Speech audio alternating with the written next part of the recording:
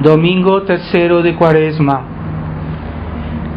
Lectura de la epístola del apóstol San Pablo a los Efesios. Hermanos, sed imitadores de Dios como hijos muy amados, y vivid en caridad como Cristo nos amó y se entregó a sí mismo por nosotros a Dios en ofrenda y sacrificio de suave fragancia.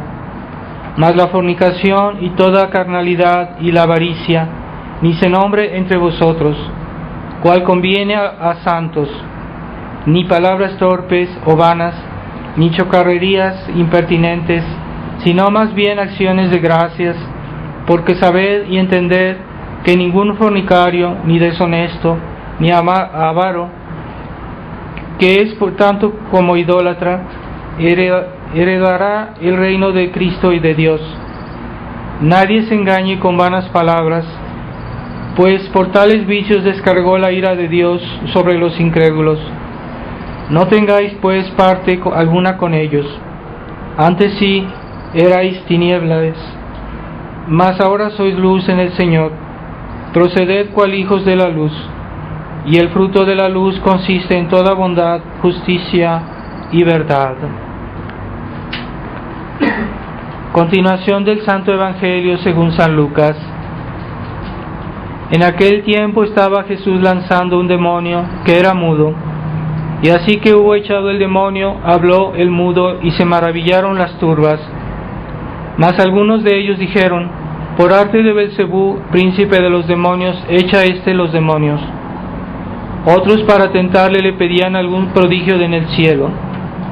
Jesús, viendo sus pensamientos, les dijo: todo reino dividido en bandos quedará asolado, y caerá casa sobre casa.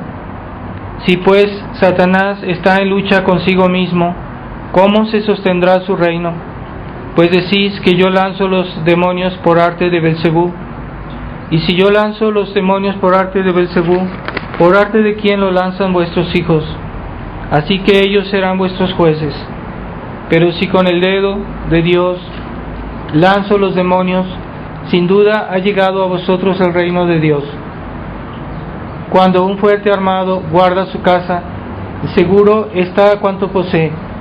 Mas si llega otro más fuerte que él y le vence, le despojará de todas sus armas en que confiaba y repartirá sus despojos.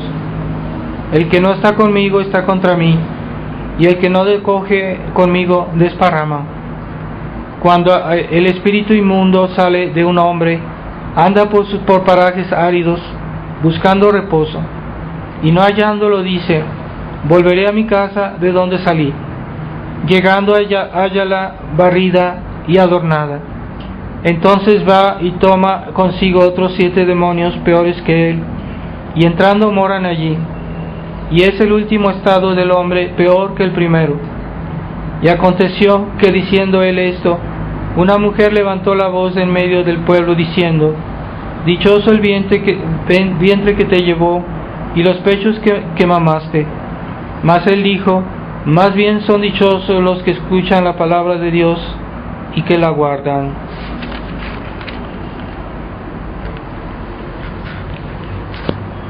Les recuerdo que está a disposición los sobres para el diezmo, para el diezmo de tiempo de Cuaresma.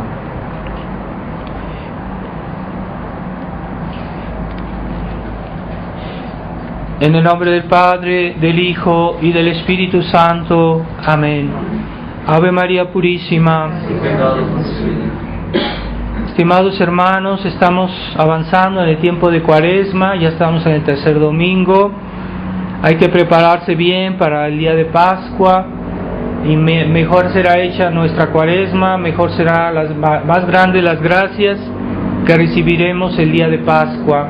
Así que hagan un esfuerzo en este tiempo de Cuaresma, cada quien según sus posibilidades. Los que tienen más salud pueden hacer más penitencia.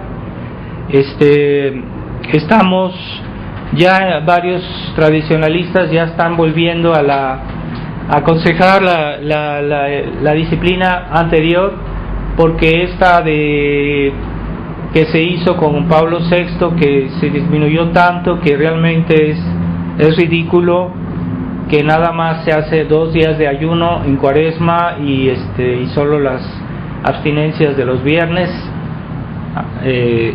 Nos parece muy poco, así que tratemos de volver a la antigua disciplina de hacer el ayuno, si podemos, todos los días de Cuaresma, salvo los domingos. Las personas mayores de 60 años ya no tienen obligación de hacer el ayuno, pero pueden hacer algo, un esfuerzo, un ayuno tal vez más moderado, ¿verdad? Se pueden hacer un ayuno de un poco más según sus fuerzas, ¿verdad? Entonces el ayuno normal consiste en una sola comida al día, pero se puede hacer una pequeña colación en la mañana y una pequeña cena, una pequeña merienda en la noche, que no sea realmente una comida, pero es una pequeña reflexión. Por ejemplo, la mañana un vaso de leche, una bebida con un pan, y en la noche una sopa con pan también, y puede ser una sopa bien servida, pero que sea una sopa. Entonces las personas muy grandes o enfermas pues ciertamente no pueden hacer el ayuno, pero algún esfuerzo pueden hacer, y a veces no es solo a nivel de la comida, podemos hacer otro tipo de penitencias, abundar en la oración y hacer limosnas, ¿verdad? Hacer limosnas a las personas necesitadas, también ayudar a la iglesia, y hacer un esfuerzo de penitencia, de rezar, por ejemplo, con los brazos en cruz, decir sus rosarios y hacer lo que puedan, ¿verdad? Privarse de cosas innecesarias en tiempo de Cuaresma, y sobre todo portarse bien y hacer una buena confesión antes de Pascua, porque es el precepto pascual que comienza a obligar desde el primer domingo de la Pasión, es decir, el domingo anterior a Ramos. Hay que comulgar hasta el domingo del Buen Pastor, hay que hacer una vez la comunión, que es un precepto de la iglesia, la comunión pascual, y si no lo hacen es pecado grave, así que no se les olvide de hacer una comunión por lo menos, y confesarse también para hacer una buena Cuaresma. Se pueden añadir otras obras, pero ustedes vean que pueden hacer. Entonces hemos oído que en este Evangelio y en la epístola de hoy, como nuestro Señor primero nos hace comprender que los demonios están presentes entre nosotros, que actúan, y en nuestra época cada vez el demonio está más presente porque la gracia de Dios está más ausente, y entonces el demonio está más presente. Hoy hay mucha gente que tiene influencia diabólica, a veces no se dan cuenta, a veces hay gente que está posesa por el demonio pero no se da cuenta, y hay casos porque hay gente que comete imprudencias en prácticas o en cosas que hoy hacen que son peligrosas, como la magia, como las ciertas prácticas como el yoga. Todo eso, hay personas que tienen influencia diabólica y que no saben por qué, piensan que es una enfermedad, piensan que es otra cosa. Entonces hay que tener cuidado de todas esas cosas y de vivir siempre cerca de Dios, en gracia de Dios. Y en la epístola se nos habla más bien de las cosas que no debemos hacer, ¿verdad? Las prácticas mundanas, de lo que la gente busca para vivir en esta vida, cosas de diversión, que les gustan, que son agradables, pero que ofenden a Dios. Entonces hay algo que la gente no sabe discernir bien, porque hoy ya la iglesia se ha olvidado ese aspecto ascético, hay libros que hablan de ascética cristiana, y ya la gente no tiene claro esa noción. La ascética es todo ese aspecto de la vida cristiana que se ocupa de purificar el alma purificar el cuerpo, purificar nuestras costumbres, purificar nuestros pensamientos, purificar nuestros deseos. Eso es la ascética. ¿Por qué es importante la ascética? Porque para que recibamos a Dios hay que limpiar nuestra casa, como dice el Evangelio, para que venga Dios. Y Dios, para que pueda estar en nuestra casa, nuestra casa debe estar limpia. Y entre más limpia, más la presencia de Dios es grande. Más pura es una alma, más puede acercarse a Dios. Entonces esa pureza a nosotros no nos es natural, porque nacimos con el pecado y en la vida hemos hecho muchos pecados, tenemos nuestros defectos, entonces para nosotros es muy normal que tengamos este trabajo de purificación ascético. Ese aspecto ascético de la vida cristiana es muy importante, y debemos, hoy en la iglesia moderna ya no les hablan casi de esas cosas, prácticamente nada, y ven una vida cristiana que no nada más tiene cosas agradables y no tiene inconvenientes. Entonces debemos comprender eso, porque para entrar en el cielo hay que estar limpios, hay que estar puros. Entonces esa pureza se adquiere para nosotros que somos pecadores. No nos es nativa esa pureza, esa inocencia. No somos como la Virgen María, que fue concebida sin pecado y que ella no tenía que hacer esfuerzos de purificación como nosotros, esfuerzos ascéticos.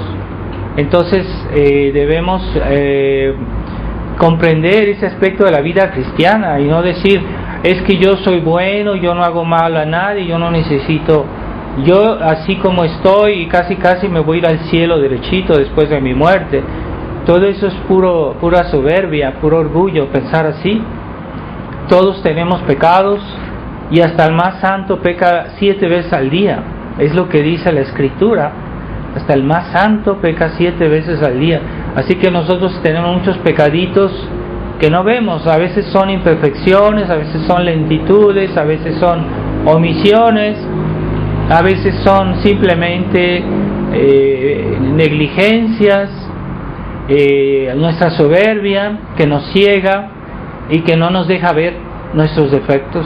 Entonces hay personas que están plagadas de defectos y se consideran que no tienen nada que confesar. Están plagadas de soberbia, y creen que son buenos cristianos, como ellos sí, pero no lo son. Entonces que Dios nos libre de esa ceguedad, de esa soberbia. Si no vemos nuestros pecados, tenemos un problema si no los vemos. Si vamos a confesarnos y no sabemos qué decir, deberíamos verlos.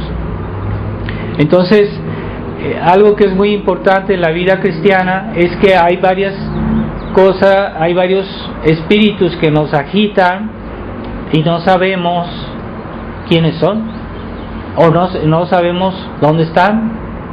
Y es muy importante porque todo lo que hacemos en nuestra vida lo hacemos por un motivo, todo. Los únicos que no hacen por un motivo son los niños antes del uso de razón. Ellos pues no tienen motivos porque todavía no entienden.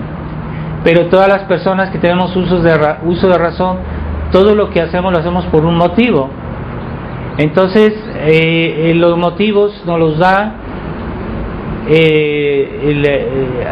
dependen del espíritu al que servimos. Entonces estamos obrando según nuestra fe, estamos obrando según la voluntad de Dios, entonces estamos obrando según el Espíritu de Dios. El Espíritu de Dios que nos anima si tenemos fe, si tenemos caridad. Entonces el motivo de nuestras acciones está animado, nuestras acciones están animadas por un espíritu. Entonces si tenemos fe, hacemos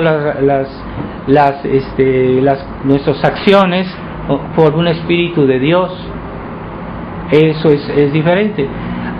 También lo que a veces anima nuestras acciones es el espíritu diabólico. Puede ser cuando el demonio nos sugiere algo a veces no nos damos bien cuenta y seguimos ese pensamiento, no lo hacemos tal vez con tanta conciencia, tal vez no es un pecado grave, tal vez ni siquiera es pecado, pero a veces obramos porque el demonio nos tienta o nos engaña o nos seduce, y entonces es el espíritu diabólico que está presente en nuestra vida. Y después está el espíritu humano, que ese es el que sale de nuestra naturaleza, pero no es la naturaleza limpia como Dios la creó, es nuestra naturaleza caída. Entonces nuestra naturaleza caída es otro espíritu, eso se llama el espíritu humano. Ese espíritu humano nos lleva a hacer acciones que no siempre es el demonio que nos inspira las malas acciones, a veces somos nosotros mismos, que estamos inclinados al egoísmo, estamos inclinados a la pereza, estamos inclinados a lo que nos gusta, estamos inclinados a la comodidad, estamos inclinados a no sufrir, ¿verdad? Pero a veces cuando hacemos nuestro deber, eso implica sufrimiento. Bueno, la naturaleza rechaza eso. Entonces la naturaleza nos lleva a que no hagamos nuestras obligaciones por comodidad. Entonces el espíritu de la naturaleza, el espíritu humano, ese nos lleva a todo tipo de fallas en nuestros deberes, el espíritu humano. Entonces es muy importante, y eso también es una de las cosas que la ascética cristiana nos enseña, es discernir qué espíritu nos anima cuando hacemos algo. Y eso es lo que mucha gente no hace, hacerse una pregunta: ¿por qué hago esto? Pues, ¿por qué escojo esto? ¿Por qué tomo esta decisión? ¿Por qué voy aquí o por qué voy allá? ¿Lo hago porque Dios me lo manda? ¿Porque mi fe me dice que debo hacer mi deber? ¿Mi fe me dice que debo ir a misa? ¿Mi fe me dice, etcétera? Entonces hago algo por espíritu sobrenatural, el espíritu de Dios, ¿verdad? Entonces la naturaleza nos pide otras cosas. Entonces a veces vemos que yo hago una cosa, lo hago por mi gusto, por mi placer. Hay gente que va a misa porque quiere que la gente la tome en consideración, que digan que es una persona virtuosa. Entonces eso es hacer cosas de Dios, pero por motivos humanos, y eso no tiene mérito, eso no tiene valor delante de Dios. Aunque vayamos a misa, debemos hacerlo con pureza de intención, es decir, hacerlo por motivos de fe, por motivos de caridad, por motivos de virtudes. Entonces ahí es donde tiene mérito y tiene una recompensa en el cielo. Pero a veces el espíritu humano se mezcla en las acciones más buenas, más santas, y las hacemos por motivos humanos. Entonces les quitan valor, las desvalorizan delante de Dios. Y a veces hay actos que incluso que pueden llegar incluso en lugar de ser meritorios, pues son pecados, ¿verdad? Como Jesucristo reprochaba a los fariseos de hacer acciones buenas por pura vanidad, por pura ambición, y él veía en eso como un acto pecaminoso incluso, ¿verdad? Cuando uno hace cosas buenas solo por vanidad, pues pierden todo su valor, pierden su mérito. Entonces no basta hacer las cosas, hay que ver en qué espíritu las hacemos, ¿verdad?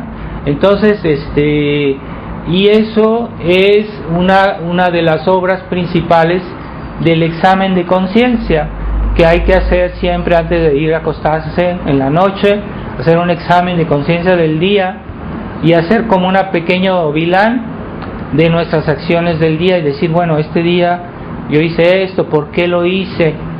Entonces hice un pecado, entonces voy a pedir perdón. Y ya uno en la noche ya está preparando el día siguiente para que el día siguiente sea mejor. Entonces una persona que nunca reflexiona, que nunca se pone a hacer un vilán de sus actos y decir, bueno, ¿yo por qué hago esto? ¿Por qué motivo? Y entonces él puede corregir y él puede saber mejor si está animado por el Espíritu de Dios o por el espíritu humano o por el espíritu diabólico.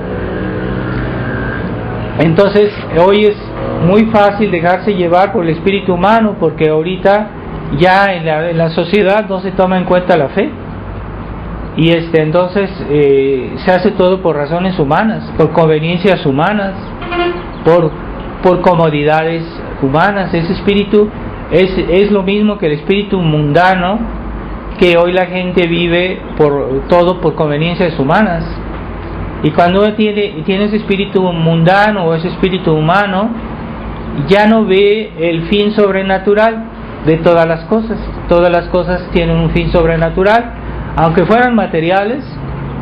Todas deberían estar al servicio de Dios, deberían estar al servicio de nuestra salvación, que son fines sobrenaturales, aunque sean cosas materiales, aunque sean cosas puramente materiales. Por ejemplo, yo tengo que comer, puede ser una cosa material, pero yo como, no, la naturaleza me dice come porque te gusta, tome para tu placer, pero mi fe me dice no, tengo que comer para tener fuerzas para servir a Dios, y no son las mismas motivaciones. Entonces hay católicos que están invadidos por el espíritu humano, por el espíritu mundano, y lo hacen todo por razones humanas. Bien, sepan que las acciones animadas por razones humanas no tienen recompensa en el cielo. Hay que saber eso. Entonces, cuando hacemos, incluso si rezamos por razones humanas, para quedar bien, para parecer bien, para vanidad, lo que fuera, eso no tiene recompensa y no tiene un valor sobrenatural. Entonces hay que ver cuáles son las razones por las que actuamos.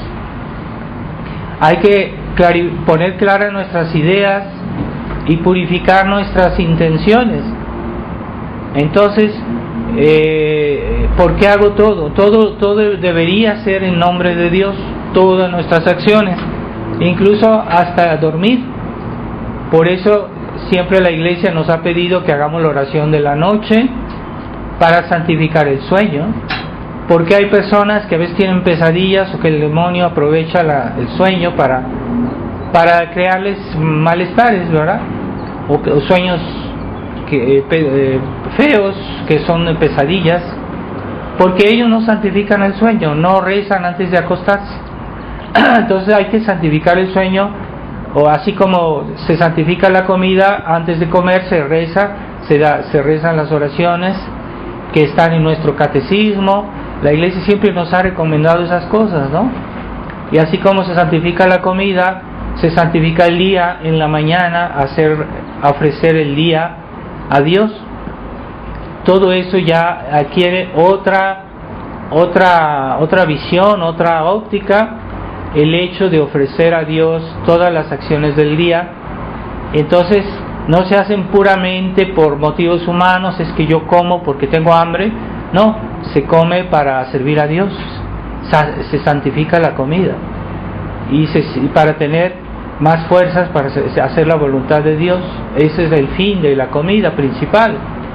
Pero Dios le da un aspecto agradable a todas las cosas, a nuestros deberes, para facilitarnos las cosas, pero no para que hagamos eso un objetivo, sino para facilitarnos esos deberes. Y por eso Dios ha puesto cosas en la comida, cosas buenas, cosas agradables, pero no es el objetivo principal, es como una cosa accesoria. Y así los hombres, el espíritu humano nos hace ver en esas cosas un objetivo principal.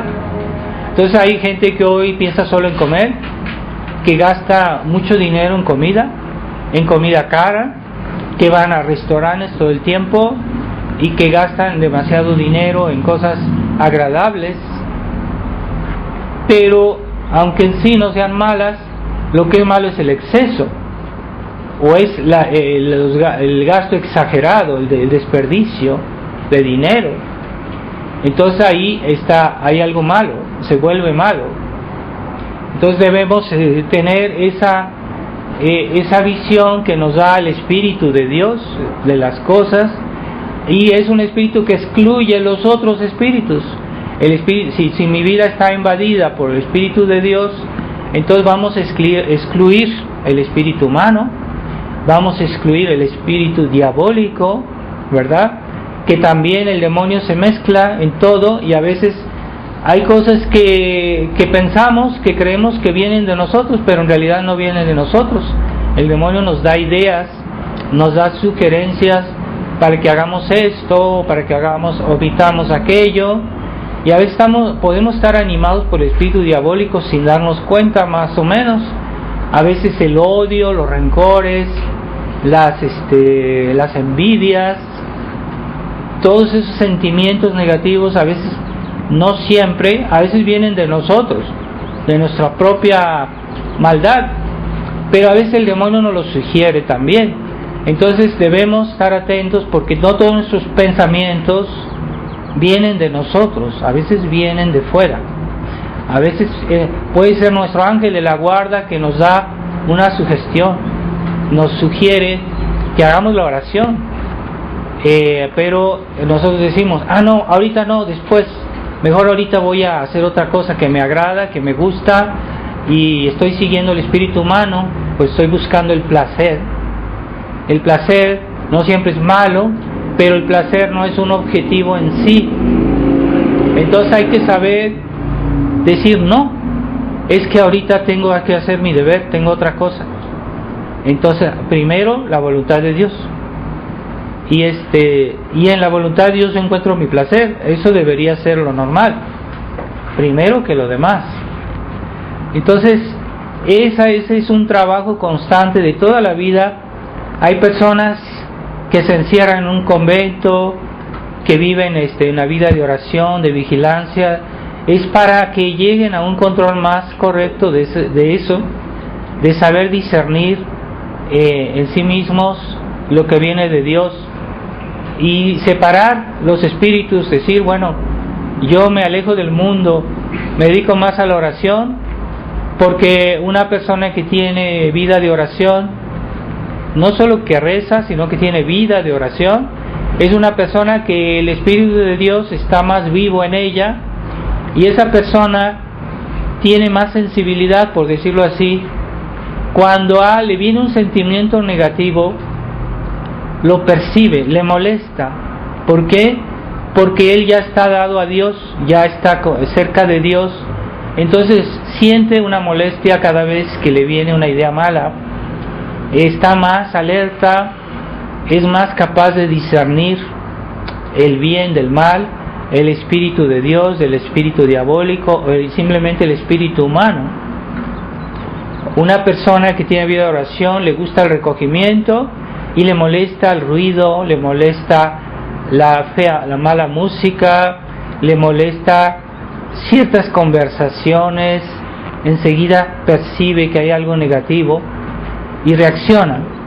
Entonces es muy importante tener la fe, pero la fe viva es aquel que tiene la fe con la oración.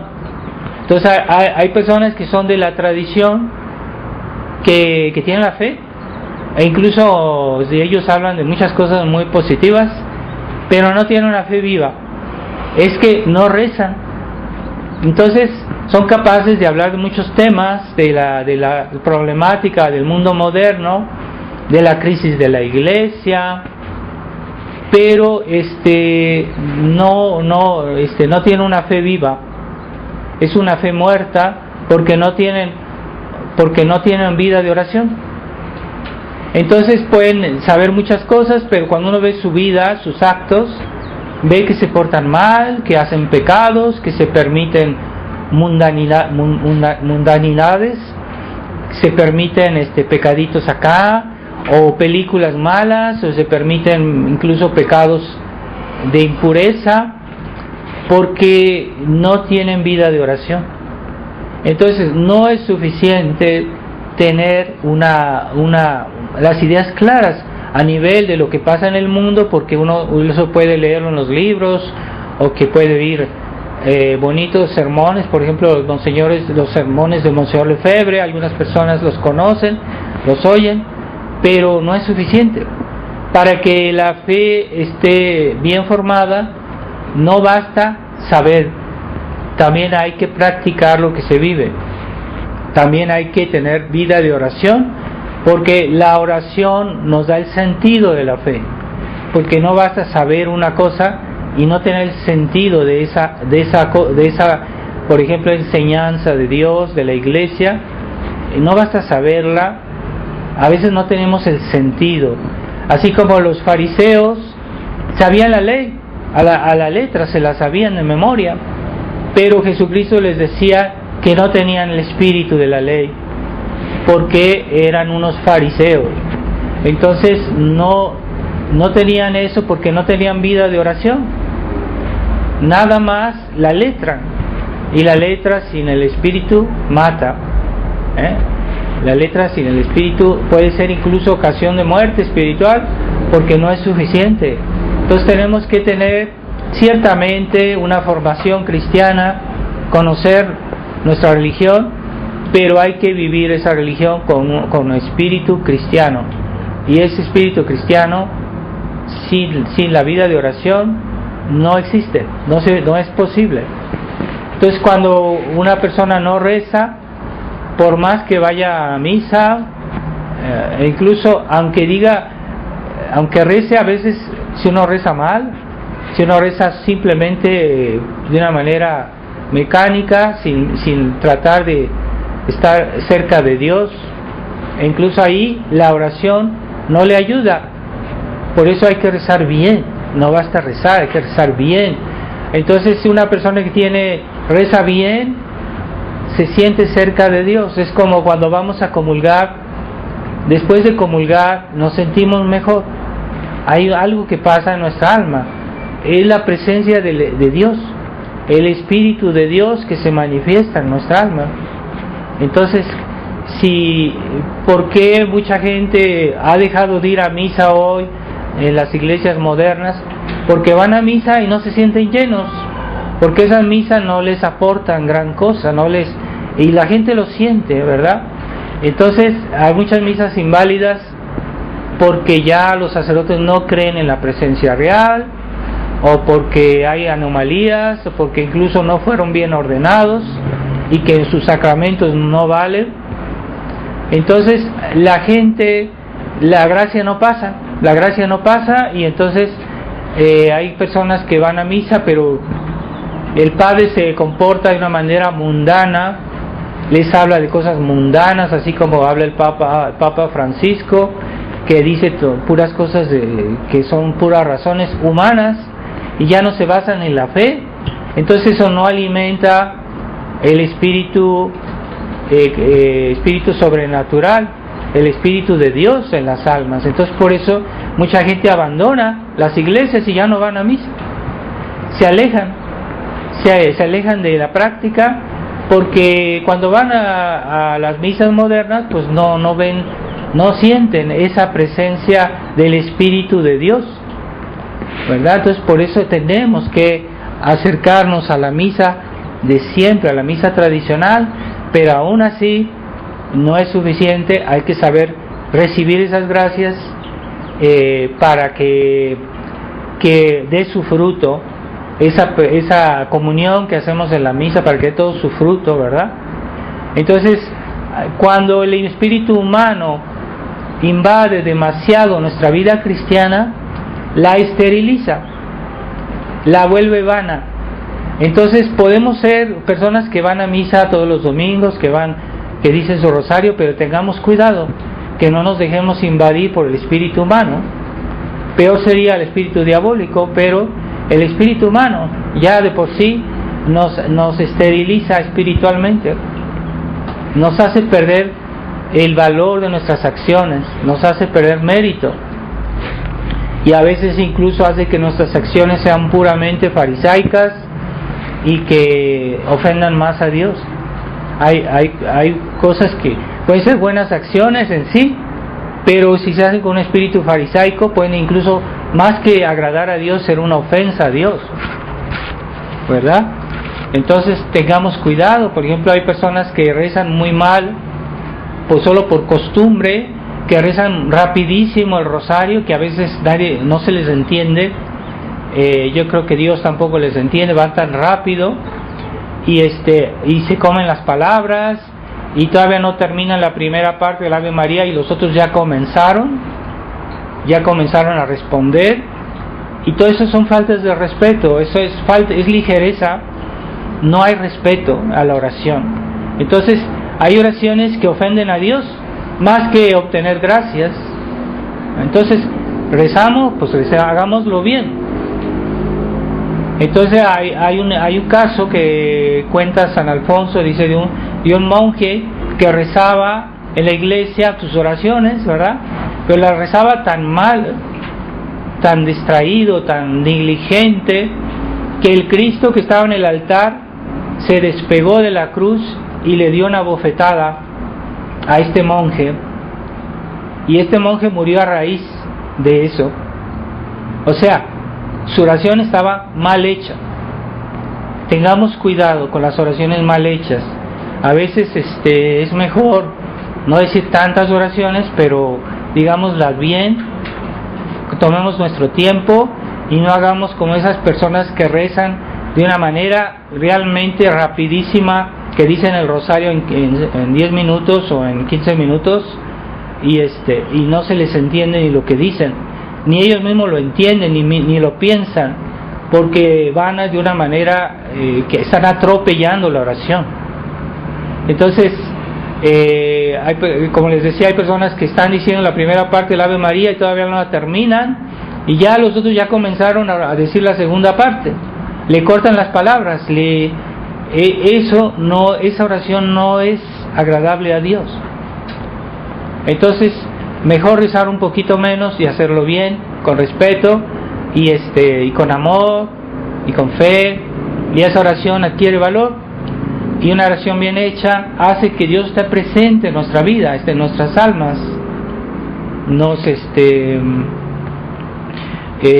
Dios nos escucha, y entonces el Espíritu de Dios es el que nos anima. Entonces, todo lo que hacemos en nuestra vida es obedeciendo a uno de estos tres espíritus. Todo. Ni los buenos o los malos, todos, parejos, nadie se escapa. No podemos hacer nada fuera de estos tres espíritus. Lo hacemos por motivos de fe, Espíritu de Dios. Lo hacemos por motivos humanos, es el espíritu humano o el espíritu mundano, es lo mismo.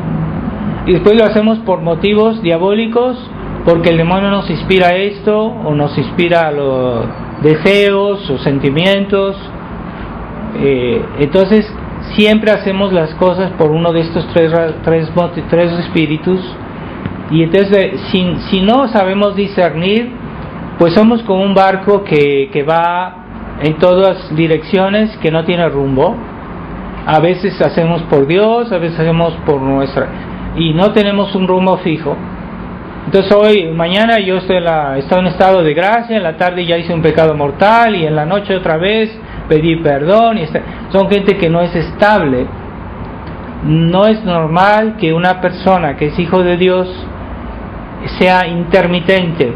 O sea, estoy en gracia de Dios, después hago un pecado mortal, y después otra vez no, y otra vez sí, y otra vez no. Eso es muy anormal. Lo normal es que vivamos siempre en gracia de Dios. O también, a un nivel menos grave, sería una persona que está un momento bien, porque dijo sus oraciones, y después está disipada. ¿Qué cosa es la disipación? Es cuando uno tiene claro la presencia de Dios, porque está haciendo pecaditos veniales por aquí, pecaditos veniales por allá, está disipado. No quiere decir que hizo un pecado mortal, no quiere decir que ha cortado con Dios, pero sí no está bien centrado en esa presencia de Dios, no está bien su vida, no está totalmente orientada en Dios, entonces está disipado. Entonces hay una persona que que siempre está haciendo bromas de mal gusto, que siempre está viendo la televisión, que le gusta el mundo, que le gustan las malas revistas, que no, a veces, aunque no tengan algo malo, pueden ser vacías para su vida cristiana, que no le aportan nada, pero él está viendo eso, le gusta, y entonces está invadido por un espíritu humano, mundano. Entonces pierde mucho mérito, pierde muchas gracias de Dios, y a veces está expuesto al pecado mortal, fácilmente puede pecar gravemente porque está debilitada esa alma. Y es por eso que en la Fraternidad San Pío X también ha sucedido eso, que fue una obra hecha por un santo hombre, que fue Monseñor Lefebvre, para defender a la tradición de la Iglesia, defender la Iglesia misma, y él hizo eso con un espíritu sobrenatural. Hay que oír sus sermones, hay que leer sus escritos, y se ve que él todo lo hacía por amor a la Iglesia, por amor a Dios. Era un alma realmente sobrenatural. Pero ¿qué pasó en la fraternidad? Que los hombres de Iglesia, los ministros, los sacerdotes, los que dirigen la fraternidad, comenzaron a tomar un espíritu humano, comenzaron a tomar un espíritu mundano. Entonces fueron a Roma, fueron recibidos por el cardenal Castrillón Hoyos, les ofreció una bonita comida, pura diplomacia, pura psicología, todo eso, puros motivos humanos, y se desviaron, empezaron a tomarle gusto al mundo. Y eso se comenzó a ver en la fraternidad, que los sacerdotes, los que dirigían la fraternidad, comenzaron a tomar el gusto al mundo, comenzaron a tomar gusto por las comidas, las cosas exteriores, puramente exteriores, y es cuando la fraternidad comenzó a declinar. Yo no digo que eran forzosamente al principio cosas muy graves, pero cuando uno empieza a tomarle gusto al mundo, el que, como dice la Escritura, no sé si es San Pablo, que dice: aquel que es amigo del mundo, por el hecho mismo se constituye enemigo de Dios. Es muy fuerte esa frase. Aquel que es amigo del mundo, por el hecho mismo se constituye enemigo de Dios.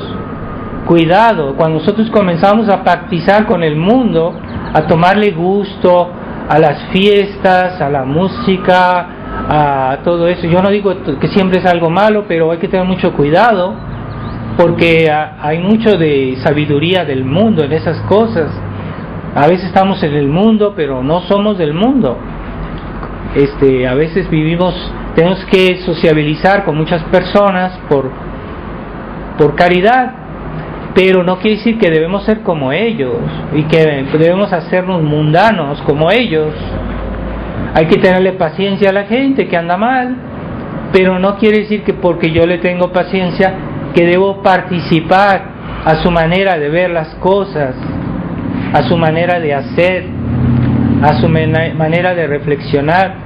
Entonces, si yo me meto en ese diálogo, como dicen hoy, es una palabra muy querida para los modernistas, el diálogo, como hizo Eva, es lo que hizo con la serpiente, hizo diálogo, y por eso se perdió, por eso pecó. Entonces, si queremos hacer diálogo con el mundo, nos vamos a perder. No se trata de hacer diálogo, a veces tenemos que tener un cierto contacto con la gente, pero no debemos dejarnos influenciar, y debemos guardar una cierta distancia y decir: no, yo hasta allá no voy. Pero sí, yo voy a tratar de tener caridad con la gente, ¿por qué no? Pero no debo adquirir su manera de ser, no debo dejarme contaminar por su mentalidad mundana, su mentalidad de mundo. Y hay que tener mucho cuidado para no dejarnos invadir por el espíritu mundano.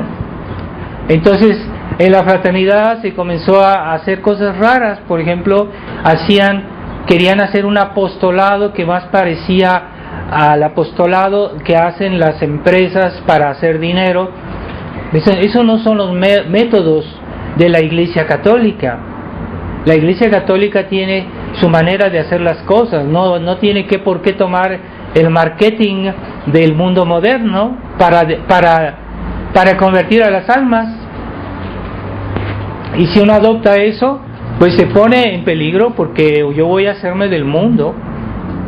O a esos sacerdotes también en la fraternidad, yo conocí muchos así, que quieren convertir a las almas, pero siempre se basan todo en psicología. La psicología puede ser buena, pero con medida. Pero cuando un sacerdote hace todo con métodos psicológicos, es muy mala señal, ¿eh? Porque la Iglesia tiene sus métodos para convertir a las almas, no necesita de los métodos humanos. La Iglesia tiene medios sobrenaturales para convertir a las almas, y no tenemos que adoptar las técnicas, los medios que hace, por ejemplo, un vendedor que vende su mercancía. La fe no es una mercancía, no debo portarme así. Entonces, ¿por qué mucha gente se ha alejado de las iglesias? Porque justamente los sacerdotes quieren hacer todo para que les dé gusto a la gente. Entonces ponen música moderna, ponen cosas modernas para que la gente esté contenta, pero en realidad la gente se aleja porque lo que buscan en la iglesia no es lo que ellos ya conocen en el mundo, sino buscan algo específico a la iglesia, que son los medios sobrenaturales que la iglesia tiene, que el mundo no tiene. Entonces, hubo una vez un sacerdote moderno que fue a buscar a esos que hacen música rock, y le dice: pues no puedes venir conmigo a animar una misa. Y el jefe de ese grupo le dijo: pues mire, yo cuando yo hago mi música, yo no llamo a un sacerdote para venirme a ayudar. Tenía más sentido común ese hombre que el mismo sacerdote. Y ese señor dijo: no, yo no tengo por qué ir a la iglesia, esto no es música para la iglesia. Entonces reaccionó mejor, tenía más claras las ideas. Ese hombre que hacía música de rock. Entonces, a ese punto están las cosas. Entonces, si queremos quedar bien con el mundo, vamos a adoptar los métodos del mundo. Y es lo que ha hecho tanto daño a la fraternidad. Y es por eso que hoy la fraternidad pues está queriendo quedar bien con el mundo, porque ese mundo que ha invadido la iglesia y que hoy ha ocupado los altos cargos de la iglesia. Por ejemplo, el Papa Francisco, cuando uno oye sus discursos, más bien son sus discursos de un político que nos habla de cuidar el ambiente, él secunda todas las directivas de los mundialistas, y todo su discurso es con un sabor a espíritu masónico, y entonces él está sirviendo al mundo, él es del mundo. Entonces, si la fraternidad quiere estar bien con el Papa, quiere estar bien con la iglesia moderna, pues está haciendo de mundo. Entonces, por eso ya muchas cosas en la fraternidad no se dicen y no se hacen para no desagradar al mundo, ¿verdad? Y para no desagradar a Roma, para no desagradar al Papa. Entonces se están volviendo de mundo, están perdiendo el espíritu de Dios y se están dejando invadir por el espíritu del mundo. Y ahí está la explicación de por qué la fraternidad se ha debilitado tanto. Yo no digo que todo lo que se hace en la fraternidad está absolutamente mal, pero la fraternidad está yendo en el camino del modernismo, porque ¿qué hizo Pablo VI cuando llegó? En ese tiempo la iglesia era tradicional en general, y entonces él comenzó a cambiar cositas de aquí, cambiar cositas allá. Poco a poco la iglesia se hizo protestante, la iglesia se hizo conciliar, como dice, ¿no? La iglesia concilia, y ya la gente ha perdido el espíritu católico, que aunque se nombren católicos y no se comportan como católicos, no son realmente católicos, tienen un espíritu protestante. Y entonces así Pablo VI hizo la reforma de la Iglesia de una manera sutil, poco a poquito, con reformas poco a poquito, y es lo que han hecho en la fraternidad. Han hecho los cambios de espíritu de la fraternidad poco a poco. Por eso mucha gente no lo ha visto, no lo ha sentido. Algunos porque no lo ven, otros porque son cómplices, no quieren hacer esfuerzos, no quieren luchar, y entonces se vuelven cómplices. Por eso yo no aconsejo. Hay ciertos sacerdotes de la resistencia que dicen, no, ustedes pueden ir a la misa de la fraternidad y después vienen con nosotros. No. Eso es sabotear la resistencia. No se debe ir a las misas de la fraternidad, porque poco a poco les van cambiando el espíritu y se vuelven a hacer, pues van en el sentido de la Iglesia conciliar. Entonces la fraternidad, hoy hay muchas cosas que ya no se pueden decir, que ya los fieles no pueden hablar de esos temas. Y me han dicho que a veces hay personas que tienen algún texto interesante sobre un tema y no los dejan ahí, no los pueden distribuir, no los pueden difundir. También hay textos de Monseñor Lefebvre que ya no se difunden en la fraternidad, ya no los dejan que se difundan. Entonces Monseñor Felé, Padre Smithberger no saben hacer la distinción que Monseñor Lefebvre hizo, y que ellos nunca la han repetido, de que la Iglesia conciliar no es lo mismo que la Iglesia católica, porque la Iglesia conciliar nació con el Vaticano II y es el mismo término que ellos hicieron, decir la Iglesia conciliar, pero eso, la Iglesia conciliar antes nunca existió. Eso fue a partir del Concilio Vaticano II. Entonces esa Iglesia conciliar es otra cosa, es otra religión que tiene nueva misa, nuevos sacramentos, nuevo catecismo, nuevo derecho canónico, todo nuevo.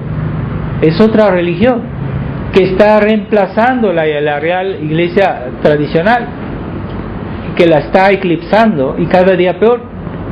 Pero Monseñor Felé no quiere hacer la distinción. Entonces, ¿qué quiere decir? Que si yo quiero ser católico, yo tengo que estar inscrito con el Papa Francisco, si no soy católico, porque él es la Iglesia católica. No, él está difundiendo la nueva Iglesia conciliar, la está consolidando, y la Iglesia tradicional la está eclipsando cada día más. Entonces la Iglesia católica fue infiltrada por sus enemigos y la están neutralizando por dentro, y esa es la Iglesia conciliar. Entonces, si el Monseñor Felé hablaba de la Iglesia visible, la visibilidad de la Iglesia está ahí donde se cree, se predica la verdadera fe, y esa verdadera fe es visible, es audible. Eso, la Iglesia visible, primero consiste en la fe. Ahí donde se conserva la fe de 20 siglos, ahí está la Iglesia visible. Y la estructura de la Iglesia, los obispos, el Papa, eso sirve a la Iglesia, sirve a la fe de la Iglesia. Entonces, a la medida que los ministros de Dios se alejan de la fe, ya no están sirviendo, ya no son de la Iglesia visible. Entonces, primero Monseñor Felé hace consistir la visibilidad de la Iglesia en un aspecto puramente físico, es decir, las personas como el Papa o los obispos, y no ve que la visibilidad de la Iglesia primero está en la profesión pública, visible de la fe. Esa profesión está presente hoy en los pocos sacerdotes que hay en el mundo que todavía conservan la fe. Ahí está la visibilidad de la iglesia. Pero Monseñor Felé no quiere aceptar eso, y por eso ha metido la fraternidad en una trampa, porque esas personas que están hoy ocupando los puestos de la iglesia, pues son los enemigos de la tradición. Entonces, queremos estar en la iglesia visible, profesemos la fe visible de la iglesia, es decir, la fe de la iglesia siempre ha sido algo visible, y ahí está el aspecto más importante de la visibilidad de la iglesia. Y ya en la historia siempre ha habido ministros que han fallado, desde Judas, y ha habido incluso papas que se han portado mal, pero ahí no, eso no es la iglesia visible.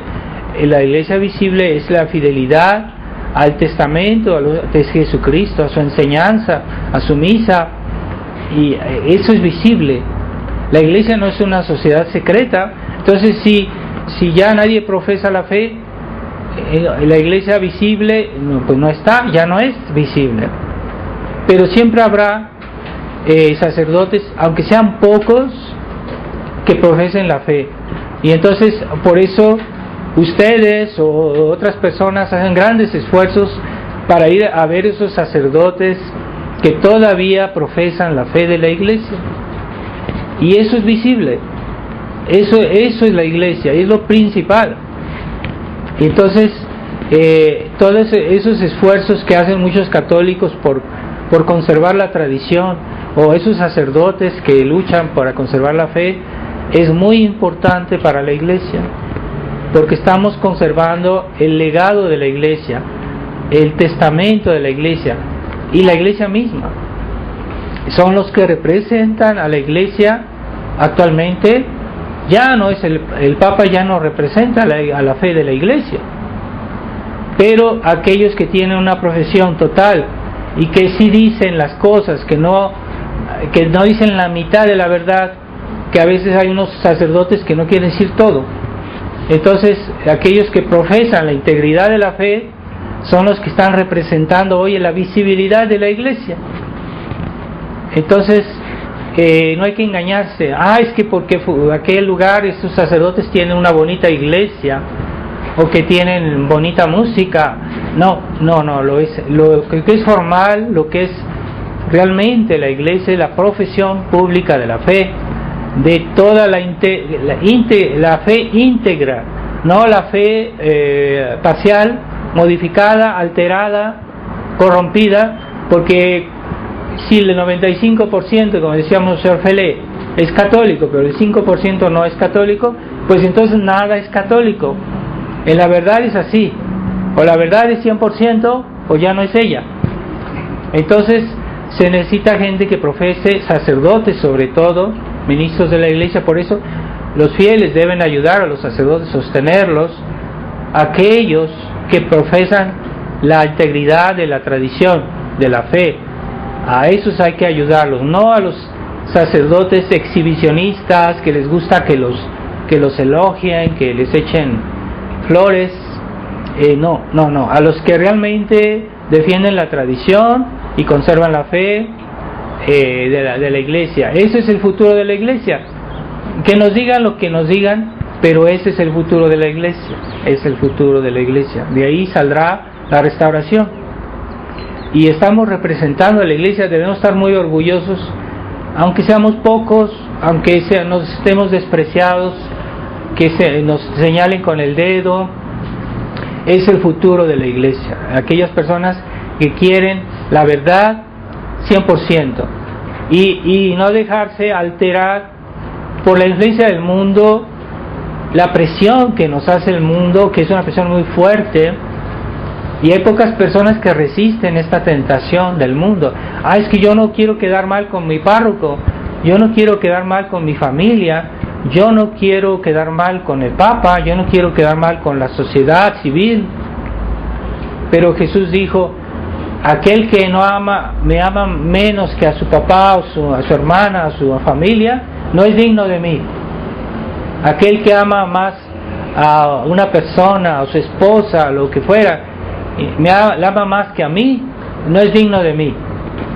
Así que nosotros, por quedar bien con el mundo, vamos a hacer compromisos. Como dice Moshe Feli, no, es que el concilio, el 95% es católico, lo demás es casi nada. Pues no, la fe se toma entera o no se toma. Entonces es gravísimo. Es como decir, yo acepto toda la fe católica, pero nada más acepto una herejía. Lo demás, pero todo es católico, pero solo acepto una herejía. Pues con una sola herejía tú te vas al infierno. Con una sola herejía. La fe de la iglesia es intransigente. Hay que saber entender qué es la intransigencia, la santa intransigencia. Hay que saber eso. Entonces no hay que pactar con el mal, no hay que pactar con el demonio, como hizo Eva. No hay que pactar con el espíritu humano, con el espíritu mundano. Así que es muy fácil que hoy nos dejemos influenciar por el mundo y que hagamos, aunque nos portemos bien por otras cosas, pero podemos flaquear en algo. Hay que tener mucho cuidado, porque cuando hacemos un compromiso con el mundo, estamos debilitados mucho, ¿verdad? Por ejemplo, una persona que es buena y todo, pero de vez en cuando se pone a ver cosas malas en internet, cosas feas, cosas malas. Bueno, es suficiente para que pierda la gracia. Entonces, ¿qué tipo de tradicionalista eres tú? Que muy bonito discurso, pero después ofendes a Dios gravemente. No se debe, no se puede, ¿verdad?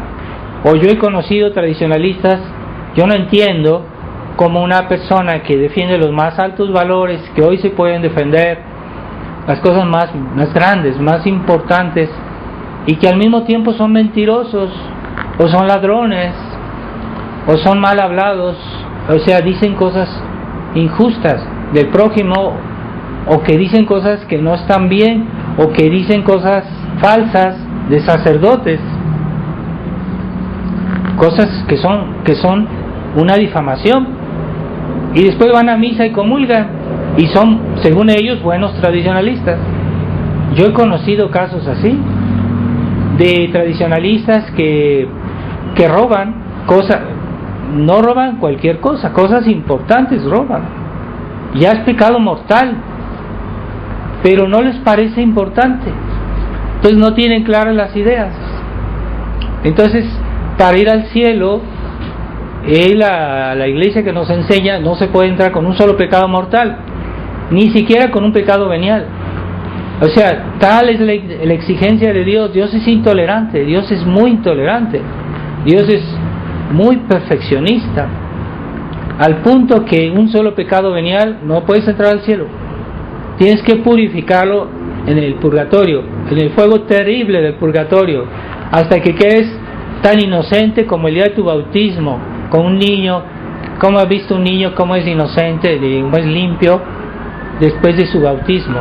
Así tienes que quedar, si no, no puedes entrar al cielo. Y si no estás así, purgatorio, años de purgatorio, siglos de purgatorio. Hay personas que están en el purgatorio hasta el fin del mundo. Es importante purificarnos del espíritu mundano y del espíritu diabólico, y también pues de los restos que ha dejado en nuestra alma el espíritu humano, pues son nuestros pecados, nuestros malos hábitos. Todo eso hay que purificarlo. Por eso la iglesia nos da el tiempo de Cuaresma, en el cual especialmente tratamos esos temas, pero no excluye que toda la vida, todo el año hagamos penitencia y expiamos nuestros pecados. Que no se hagan ilusiones, Dios no se deja engañar, Dios no se deja burlar, a Dios no se le olvida nada, absolutamente nada, ni un pelo, ni un cabello. Todo nos pedirá cuenta, a menos que lo hayamos expiado con buenas obras, obras de caridad, como Él pide. Entonces sí nos las puede perdonar con generosidad, pero Él no deja nada pasar, absolutamente. Entonces, ¿a qué punto estamos comprometidos con Dios? ¿Estamos comprometidos bien, 100%? Si no, pues ya estamos fallando, estamos pecando. No es fácil, sobre todo en nuestra época, vivir plenamente nuestra fe, no es fácil. Pero es mejor saberlo que vivir, decir, bueno, no quiero pensar para no preocuparme, para no sufrir, para no incomodarme, pero de todo modo lo vas a tener que afrontar. Así que es mejor saberlo, es mejor tenerlo en cuenta. Es duro, es difícil, pero mejor saberlo que ignorarlo. Así que la vida cristiana es así. Pidámosle a Dios que purifiquemos bien en esta semana, en esta cuaresma, nuestra alma, hagamos méritos. Hay una cosa que dice también,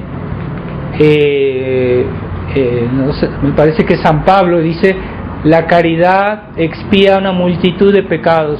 Quiere decir que debemos hacer actos de caridad y eso expía también nuestros pecados. Así hagamos actos de caridad, tengamos caridad con el prójimo, sepamos ayudar al prójimo, sepamos tenerle paciencia, sepamos ayudarlo cuando se pueda. Esos actos de caridad también expían una multitud de pecados, es lo que dice el apóstol. Así que también forma parte de la cuaresma esos actos de caridad. Hagamos muchos actos de caridad durante el día y actos de amor a Dios o actos hacia el prójimo que estén animados por amor a Dios, porque hay actos de benignidad con el prójimo que son hechos por motivos humanos, y hay mucha gente que cree que eso es caridad. No, eso no es caridad. Cuando hacemos el bien al prójimo por motivos humanos, no es caridad, es bondad humana, pero no es caridad. Eso no tiene valor expiatorio como lo tiene un acto de caridad. Entonces yo soy amable con esta persona porque me cae simpática, porque con ella sí me entiendo, ahí sí tengo caridad. ¿No? La caridad es hacer el bien al prójimo por amor a Dios, por motivos de fe. Ahí sí hay caridad. No nos engañemos, porque hay gente mala que a veces tienen gestos. Hay gente mala, muy mala, que a veces tienen gestos con el prójimo, les perdona una deuda, a veces tienen alguna, no son en todo malos, pero no es suficiente para ir al cielo, y no son actos de caridad si no están animados por un motivo de fe y de amor a Dios. Entonces, si yo amo a mi prójimo porque me cae bien, eso no es caridad, es simpatía humana, pero no es caridad. Pero si yo amo a una persona que me cae mal y a pesar de todo le tengo paciencia, pero lo hago por amor a Dios, eso sí es caridad. Entonces hoy se ha deformado mucho el sentido de la caridad y se le llama todo caridad. Hasta con los perros se puede tener caridad. Es absurdo. Entonces no nos dejemos invadir por eso es sabiduría humana, es sabiduría de mundo, de decir todo es caridad. Están muy errados. Tengamos presente que siempre todo acto de caridad es una manera de amar a Dios, aunque sea el prójimo, pero lo hacemos porque amamos a Dios, porque el prójimo fue creado a imagen de Dios, porque el prójimo debe ir a Dios, porque el prójimo tiene la gracia de Dios, por lo que fuera, que esté con relación con Dios, al amor a Dios. Ahí sí hay caridad, pero no hay también al mismo tiempo que sea por motivos de fe. Entonces vamos a pedirle a Dios en esta misa, pidámosle que nos dé el sentido de la cuaresma y que nos dé ese discernimiento entre los tres espíritus que pueden animar nuestros actos y que no podemos escaparnos. O sea, querámoslo o no, siempre servimos a uno de los tres espíritus. Querámoslo o no, siempre hacemos nuestras acciones en razón de uno de estos tres espíritus. Así que más nos vale tomar conciencia y purificar nuestras intenciones. Para eso está hecha la cuaresma también, para purificar nuestra vida cristiana. Pidámosle a Dios, corazón inmaculado de María, que ella no tuvo esta lucha porque ella era pura, inmaculada, ella no tuvo que hacer ascética, pero sí nos da el ejemplo de lo que es el Espíritu de Dios. Ella lo vivió plenamente. Pidámosle a ella que nos dé ese espíritu y que nos mantenga ahí fuertes en la fe. Ave María Purísima, en el nombre del Padre, del Hijo y del Espíritu Santo. Amén.